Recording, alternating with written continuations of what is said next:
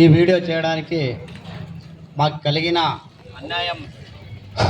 అన్యాయం జరిగింది కాబట్టి మేము ఇక్కడ ఈరోజు కొత్త సంవత్సరం అని కూడా లెక్క చేయకోకుండా ఈ పెద్దారణం గ్రామంలో ఎప్పుడైతే ఆదోని 1 ఆదోని 2 అని రావడం చూసినారో ప్రజలు చాలామంది రైతులు కావచ్చు, ఉద్యోగస్తులు కావచ్చు, కర్షకులు, కార్మికులు అందరికీ గుండె నిండా బాధతో మిగిలి ఉన్నారు. ఇక్కడ మేము ప్రతి ఏడాది ఈ ఆంగ్ల సంవత్సరాన్ని చాలా గ్రాండ్గా జరుపుకునే వాళ్ళు సుమారుగా మా గ్రామంలో 5,000 సెల్ ఫోన్లు ఉన్నాయి.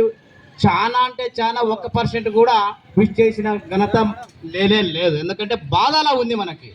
ఇప్పుడు మన అన్న మల్లప్పన్న గారు జనసేన ఆదోని ఇన్ఛార్జ్ అయినటువంటి ఆయన బాధపడుతూ నాకు ఆరోగ్యం సహకరించలేదు, అది పెద్దరణం ఖచ్చితంగా మండలం కావాల్సిందే, ఏందో దురదృష్టం వయసు కాలేదు అంటున్నారు కదన్నా.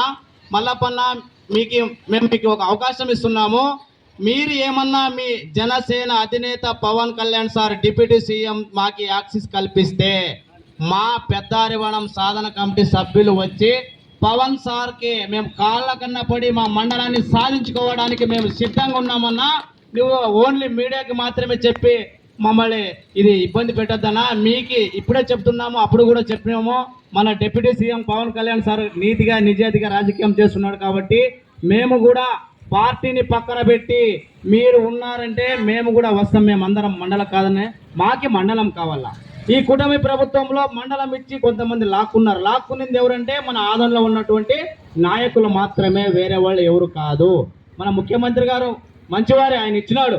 అడుగుతున్నారు కదా, ఆకలి అయింది వాళ్ళకి అన్నం పెట్టానని ఆయన మన గ్రామాన్ని మండలంగా చేస్తూ గెజెట్ ఇచ్చినాడు. ఇక్కడ చేసిన కుతంత్రాలు ఆదోనిలో చేసిన నాయకుల వల్లే మన మండలము తేజారిపోయింది.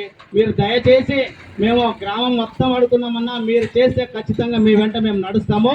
మేము వచ్చే ఎన్నికల్లో నీ వెంట ఉండి నీకు పట్టం కట్టడానికి సిద్ధంగా ఉంది. 10,000 ఓట్లని నేను గర్వంగా చెప్తున్నానన్నా. ఈ కార్యాచరణ నువ్వు అతి త్వరలోనే మొదలు పెడితే బాగుంటుందని నా కోరికన. ఈ అవకాశం ఇచ్చిన మా సాధన కమిటీ సభ్యులకు ధన్యవాదములు సార్.